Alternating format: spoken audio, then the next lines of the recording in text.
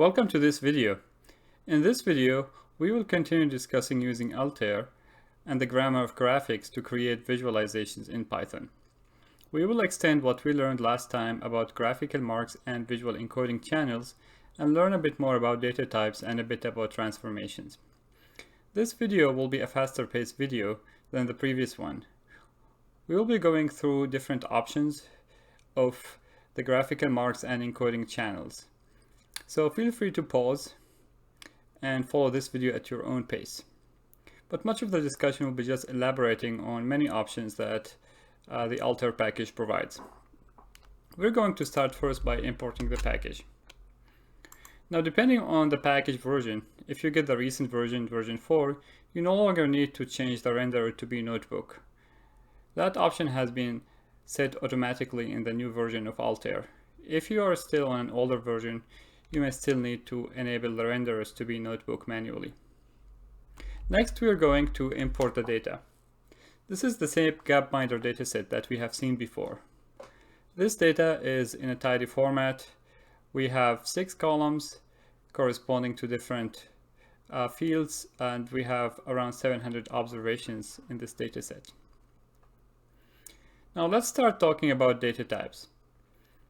Now, we know that Python, Pandas, all programming languages, they provide different data types so that we can store different kinds of information in variables. Indeed, if you do dtypes in the data frame.dtypes, you will get an information about the different data types for each one of the columns. So country is an object, continent is an object, both are string, and then year is an integer, life expectancy is a float, and so on. Now in Altair, there are 4 basic data types. Before we go into Altair, let's take a look at this kind of tongue-in-cheek figure. The basic differentiation I want to point your attention to is the differentiation between quantitative data type, which refers to any number, and categorical data types. Now, categorical data types come in different flavors. There is basically the nominal, which means you've got different categories, but there is no natural ordering across the categories. Ordinal data type refers to a categorical data type, so the values are not continuous, but there is a natural ordering across these values. Now, when it comes to using Altair, Altair will examine the data types in the Pandas data frame, and it will do some default choices. Many often these default choices are valid, but we also have the option of specifying the data type, and that option will reflect on how the figure is rendered. Let's take a look at the different data types in Altair. We've got nominal, which is a categorical data without a natural ordering, for instance, country. Ordinal, which refers to a categorical data with natural ordering, for instance, year in this case. Quantitative, which refers to a quantitative continuous data types, and obviously there is ordering across the values. For instance, GDP per capita and life expectancies are of quantitative data type. The last one is temporal data type. We will see this in an advanced exercise, but this data type, if we have it encoded correctly in the data frame, we can do some nice transformations, such as looking at different kind of specific components, year, month, day of the temporal data type. So these data types are kind of like a hierarchy, and many often the choice that Altair defaults to is fine, but we have option to specify the data type. Let's take a look at this example here. I'm going just to create a simple chart and use the graphical mark and encode life expectancy as a quantitative data type. This is actually the basic data type, the default data type that Altair will choose, because it will look at the underlying data type in the data frame. And we can see here that if you look at the axis, those are continuous number.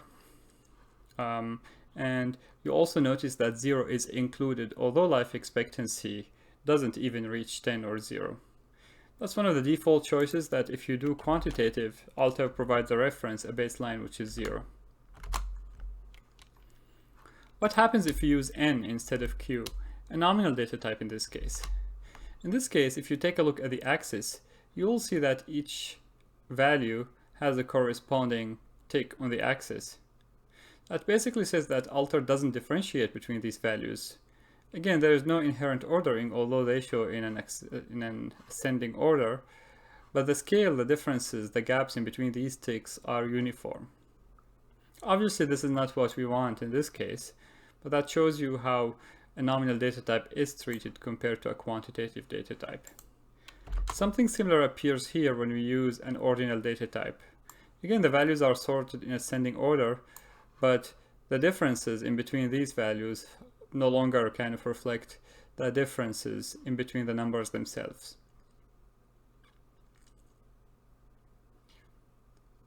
Let's take a look at encoding channels.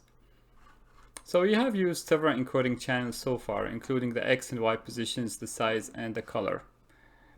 Altair provides different channels that we can encode our variables, and we can map these variables to these encodings. And once again, the idea is that we want to maximize the utilization of the chart. We want to transmit as much information as we can that makes sense to the human observer, to the audience, the analyst, or even the end audience of the visualization. And the human visual system reacts to different visual cues, and those visual cues are called encoding channels. Let's take a look at some of these encoding channels. The X and Y positions basically reflect the X and Y positions of the graphical mark. So for instance, when I say X is equal to life expectancy, or I use the function al.x, life expectancy, I'm going to get each graphical mark mapped, encoded in a different X position. Now, if I do Y instead of X, I'm going to get kind of the vertical chart. Each observation has been encoded on the Y position. Now, X and Y can be used simultaneously. So for instance, I can encode X to be life expectancy and Y to be continent. And in this case, I get the different life expectancies per continent. Each observation has a continent, has a life expectancy, and thus determines the position of the point to the graphical mark on the chart. I can do the same for life expectancy and population, and this gives me basically a scatter chart. Now notice that 0 is included here, and that's one of the default options that Altair does. For any quantitative data type, it uses 0 as a baseline. So 0 will be shown on the axis even if you don't have values at 0. This option can be turned off. The moment you use the function alt.x, you can provide various options, such as an option here to fine-tune the scale, and you can set 0 to be false. In this case, this makes sense because life expectancy and GDP and population are never close to 0. And we get the same chart, but the 0 itself was not included in the axis. Let's take a look at this encoding channel size. This is basically the size of the graphical mark. So we can specify size to encode another variable in our data, such as population, and in this case we will get different points, different circles, so to speak. Each one of them is proportional to the population of that observation. Once again, we can provide optional parameters to that. For instance, I can specify the scale again, and I can say that, well, I want this circle, the size of the point, to range from 0 to 1000. This gives you some more kind of fine granular control over the size of this graphical mark.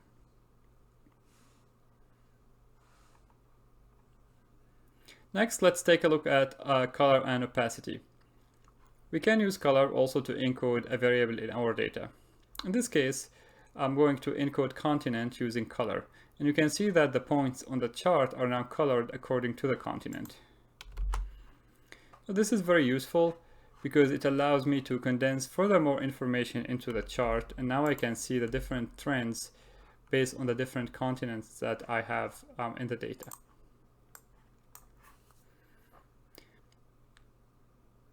So I can immediately see some trends here. If you take a look at Asia, there are countries with high population, but there are also some variances here compared to other continents.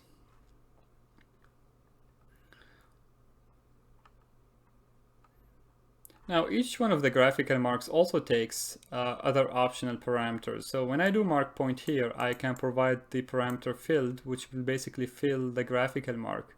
So I will get filled points here on the chart.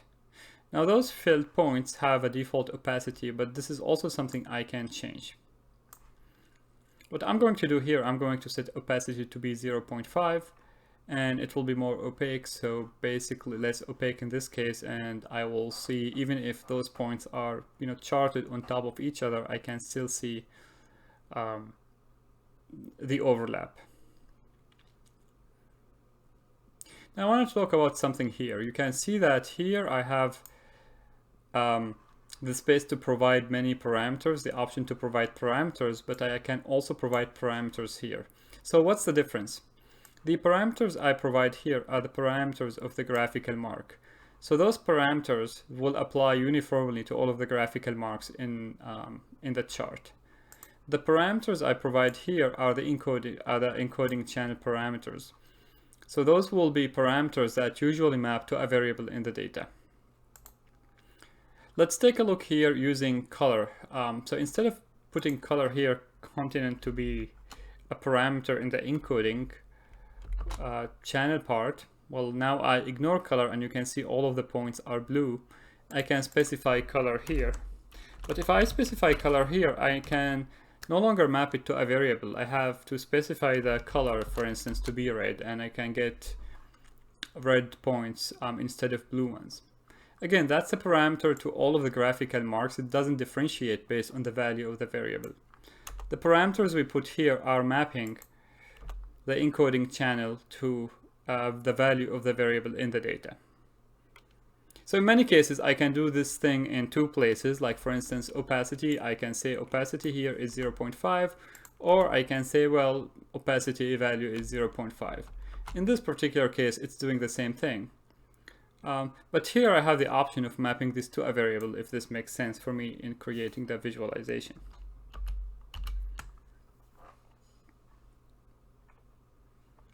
Next, let's take a look at shape. Shape basically refers to the shape of the graphical mark. Now the point graphical marks, although it says point, it's a shapeless graphical mark, and by default it shows as a hollowed circle.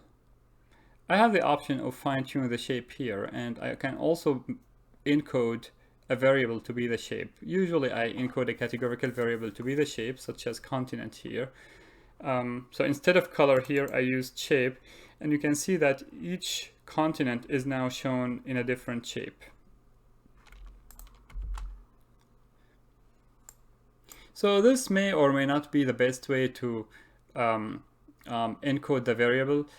We are less sensitive to shape, especially if there are many of these shapes compared to color. So this is again a decision that has to do with the structure of the data and also the number of observations that we're trying to visualize. Notice that there is nothing that limits me of combining or mapping two channels to the same variable. I can still map continent to color and I get shapes of different colors, which is probably a good idea here because then I have two ways of differentiating a continent, a shape and a color. Let's take a look at tooltip. Tooltip, as the name implies, is basically the tooltip you get when you hover over the graphical mark. In this case, I want the tooltip to be mapped to country. This is very useful because it allows me to kind of interactively play with the figure here. I can hover over one of these graphical marks and I can see the name of the country. So now I understand that this trend in Asia is basically the two countries of India and China, compared to other countries here in Asia that have way less population. The next one I want to talk about is ordering. So ordering all determines the order the graphical marks are laid out on the figure itself, on the chart. Let's take a look at this example here where I'm trying to create a scatter chart of GDP per capita and life expectancy. Now you notice here that I turned opacity to B1, which means that the dots are not transparent anymore. Then if I have a smaller dot, a smaller graphical mark, the smaller one, if I plot a larger one on a smaller one, it's not going to show properly. Let's take a look here. I'm going to take out the ordering here or make it ascending. I'm going to make it ascending because when I take the default, when it defaults, it uses the default order of the data in the data frame. You can see that some of these dots are now no longer visible. To make this point even more extreme, I'm going to turn it to ascending. That basically says I want to order these circles, because they are filled points, by population ascending. Which means I'm going to draw smaller ones and I'm going to draw on top of them larger one, which means that some of them are no longer visible. If I make this descending again, you'll see that we are going to start with the larger points because it's based on population here, and we're going to put the smaller one on top of the larger ones. This is useful because I want to see the smaller one and the larger one at the same time. So again, ordering is mapping the order by which the graphical marks are laid out on the chart to a variable, which is population in this case, and an optional parameter determines whether we want to look at the larger one first or the smaller one first. In this example here, it's basically the same example as in the above, but I'm creating a composite tooltip. This is a very nice feature because it allows us to create a multi-field tooltip. In this case, the tooltip here is the country and the year. So this is very useful because it also enables us to track the trajectory of different countries over time by showing up the country and the year in the tooltip. Let's talk about facets. So the idea of faceting is that I want to create the same chart, but I want to create the same chart based on a different criteria. Many often this criteria is a subset from the original data, certain different values for a certain categorical variable. In this case, I want to create the figure, the chart, and I want to create a chart for each year. So this is basically creating the scatter chart, GDP per capita to life expectancy, but repeating this for each year. And you notice here that I've got a chart, and this chart will be recreated for each year of observations that we have in the data. We have looked at this example before, and it's very kind of conducive to seeing changes over time, because one can look at 2007 and can realize the different relationships of these two variables across the time.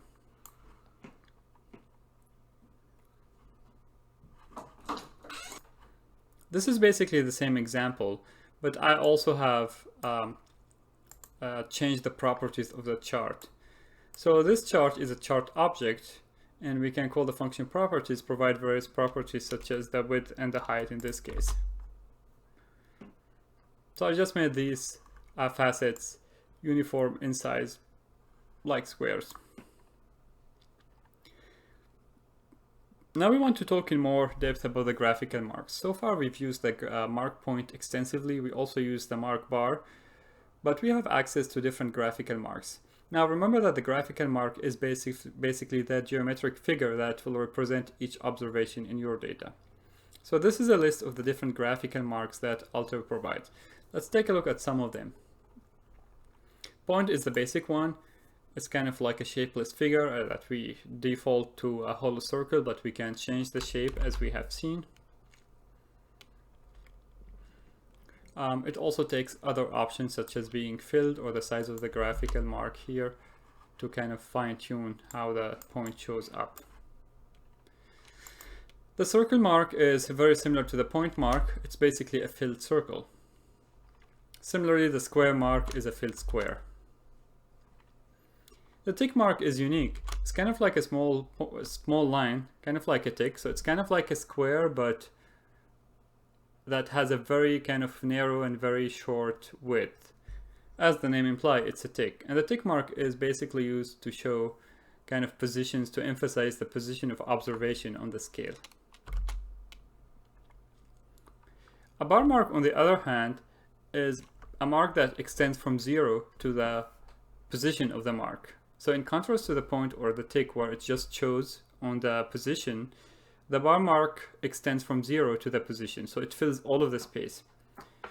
As the name implies, it's used to create bar charts, such as in this case, where my X position is the life expectancy and Y is the continent. Making it bar will fill the whole space with a bar.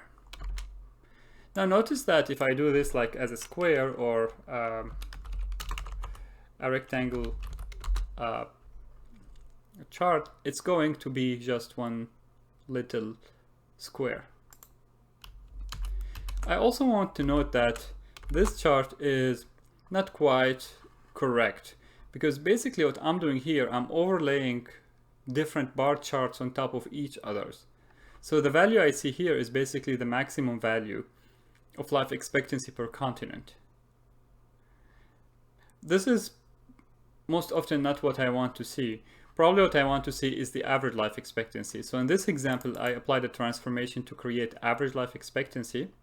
And what I see here, which is the position of the bar, is the average life expectancy per continent. Another way to do it is to create stacked bar charts. And in this case, if I use another encoding channel such as country, Alter by default will stack these bars together. So you'll see the total life expectancy, which is not a very useful kind of quantity to see on the figure here, but it will be all of these countries stacked together. Let's take a look at a more meaningful example here. I'm going to create a vertical bar chart, and I'm going to make my Y life expectancy and X is year. So this is how life expectancy changed over time. And I'm going to stack bars per continent by making color continent. And what you can see here from this stacked bar chart is that the life expectancy kind of increased over the board. Now again, this is not a very useful because it's kind of a stacking bar, so I can see the sum of life expectancy in each continent, but I can see, at least I can see the trend of increasing life expectancy over time. Now the bar chart, in addition to having position, it can have a secondary position, x2 and y2. This basically allows the bar chart, the bar to extend from x to x2 or from y to y2 rather than from 0 to x or 0 to y. This is useful if I want to manipulate the position of the bar on the chart. In this example, I'm trying to create a bar for each continent that extends from the minimum life expectancy to the maximum life expectancy. So that shows the variance of life expectancies per continent. Let's take a look at the line mark.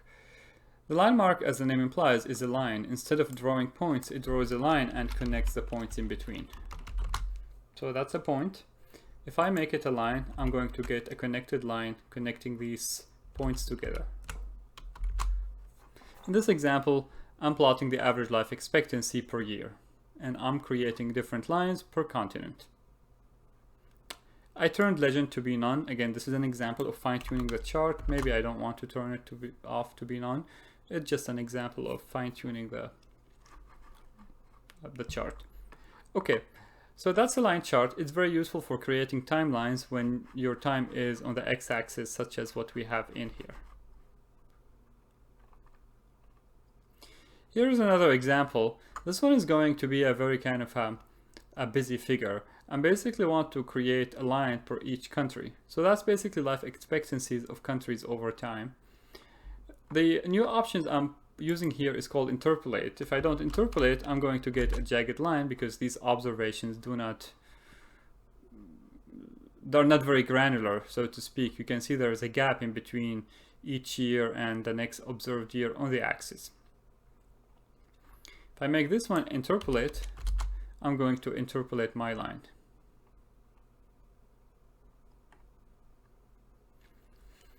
Now, if you take a look at this figure, you probably see that, well, those years are not spaced equally. Luckily, we have 5 years window in terms of how this data is collected, but treating them as ordinal it means that alter doesn't really care about placing year on the axis.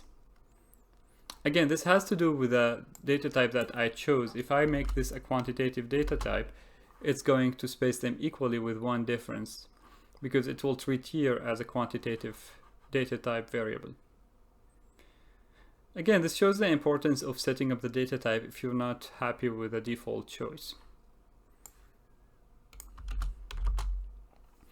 I can make year a time here. The problem here is that year has to be encoded as a timestamp in pandas before it's treated as a temporal data type in Altair. This is something we will take a look in the next exercise. Let's take a look at the area mark. The area mark is very much like the bar mark, except it doesn't create bars, it creates connected area. You can think about this as a hybrid between a line and a bar chart. Let's take a look at this example. I'm looking at data in the US by filtering the data from the main data frame. And what I'm going to do here, I'm going to create an area chart in which the X is the year and the area itself is the Y position is GDP per capita. You can see that we've got a filled area in between 0 and the Y position. Again, think about this as a hybrid between line and bar chart. Let's take a look. If I make it a line, I'm going to get one line. If I make it a bar, I'm going to get a bar per year. Making it an area creates a line, but also fills up the space very much like a bar chart does. Again, I have the option of specifying interpolation if I wish so. This will make the area chart less jagged. Let's take a look at this example. Now, I'm creating a subset of this data that contains data about countries in North America, the US, Canada, and Mexico. And now I'm creating an area chart. Very much like a bar chart, if I specify color, I'm going to get a stacked area chart. This is nice because it shows the trends in these three countries, as well as the relative size of the GDP per capita in each country. So one can see that the United States has been, since 1950, larger in terms of the GDP per capita, but one can see also that in all of these countries there is a trend of increasing GDP per capita over time.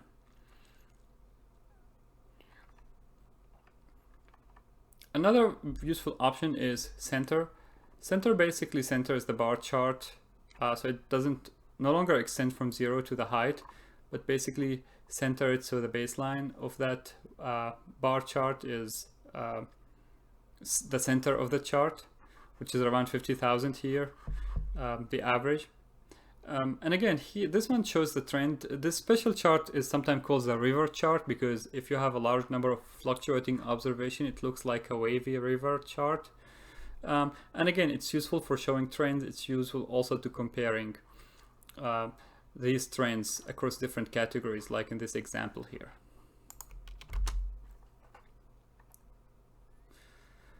I have the option of disabling stacking if I wish so. Again, if I disable stacking, I probably need to make it opaque, less opaque, because otherwise I'm not going to see the overlapping areas, like in this case. So in this case, I can see that they're not stacked, but I can still see the trends of these three countries. If it's not opaque and it happens to draw the US on top of Canada and Mexico, I'm not going to see Canada and Mexico, but they are hidden.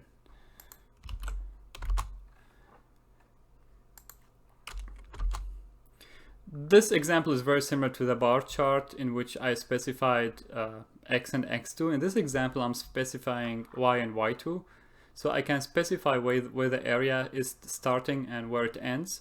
So basically, it's kind of creating an area that shows the trend changing over time, but also show it relative to the minimum, to the variance, the minimum and the maximum values.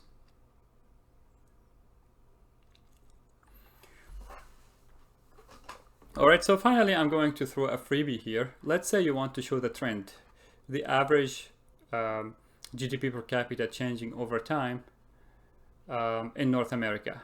How do we do that? What I'm going to do here, I'm going to create another chart. This chart is going to be a line chart. And I'm going to make my y to be the average GDP per capita.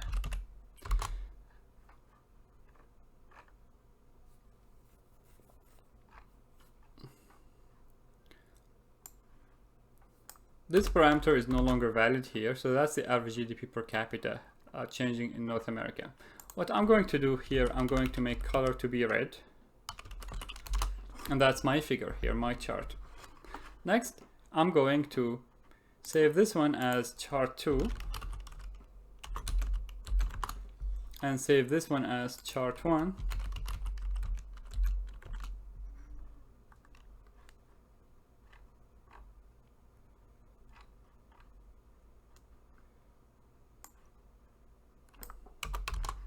And then I'm going to add chart 1 plus chart 2.